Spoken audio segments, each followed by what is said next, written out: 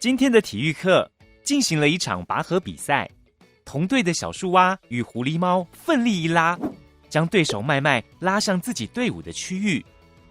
比赛结束后，狐狸猫与小树蛙在场边聊天休息。狐狸猫说，刚才麦麦被拉过来的一幕，让他想起之前燃烧实验中的氧化还原反应。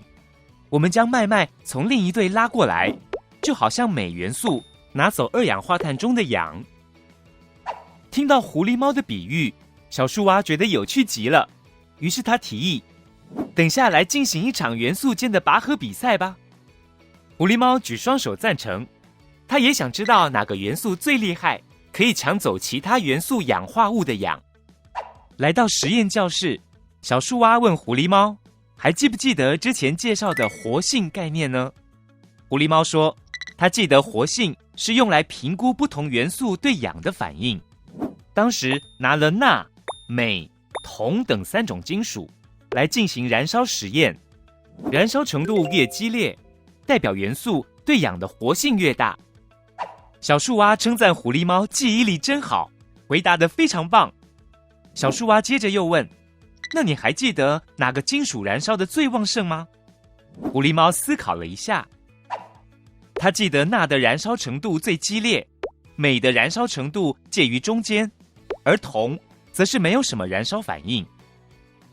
由于我们可以从元素在空气中燃烧的难易程度，也就是氧化的难易程度，来推论元素的活性大小，因此从上次的实验结果中，可以知道钠的活性大于镁，而镁的活性又大于铜。狐狸猫还是很疑惑，到底该如何进行拔河比赛呢？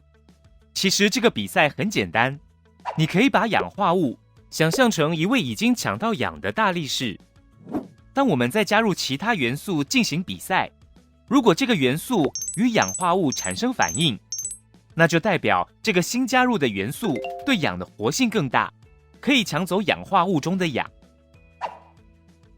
今天我们就是要运用活性的概念，进行一场元素间的拔河比赛。小树蛙准备了5位参赛选手：金属钠、金属钙、非金属碳、金属铁、金属铜。首先出场的选手为金属钠，他的对手有氧化钙、二氧化碳、氧化铁及氧化铜。钠在碰到这些氧化物后，会吸收氧化物中的氧，形成氧化钠，而原本的氧化物则被还原成元素。第2位选手为金属钙，他的对手有氧化钠、二氧化碳、氧化铁及氧化铜。钙没办法将氧化钠中的氧抢走，但是钙能将其余氧化物的氧抢走，形成氧化钙及被还原的元素。第3位选手为非金属碳，他的对手有氧化钠、氧化钙、氧化铁及氧化铜。碳没办法将氧化钠及氧化钙中的氧抢走，只会与氧化铁及氧化铜反应，形成二氧化碳和被还原的元素。第4位选手为金属铁，他的对手有氧化钠、氧化钙、二氧化碳、氧化铜。铁没办法抢走氧化钠、氧化钙、二氧化碳中的氧，只会和氧化铜反应，形成氧化铁及还原物铜。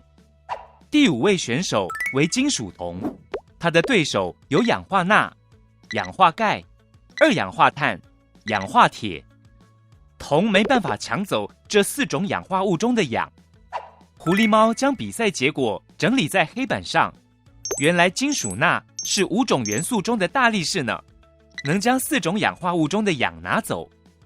此外，从表格中可以观察到元素与氧化物的活性大小。小树蛙请狐狸猫将5种元素以活性大小进行排序。狐狸猫回答：钠大于钙，大于碳，大于铁，大于铜。小树蛙称赞狐狸猫学得真快，全都答对咯。活性大的元素本身较不安定，容易发生氧化还原反应，而反应产生的生成物较稳定。活性小的元素本身较安定，不容易发生氧化还原反应，反应产生的生成物较不稳定。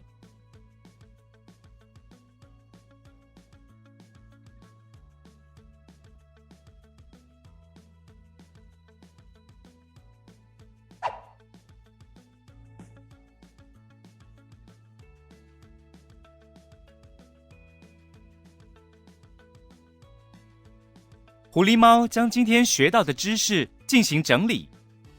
元素活性大小，钠大于钙大于碳大于铁大于铜。活性大的元素本身较不安定，容易发生氧化还原反应，产生的生成物较稳定。活性小的元素本身较安定，不容易发生氧化还原反应，产生的生成物较不稳定。实验中，我们以氧化还原反应来判断元素彼此之间的活性大小。想一想，在日常生活中，有没有哪些现象同样能区辨不同元素间的活性大小呢？和狐狸猫一起脑力激荡吧。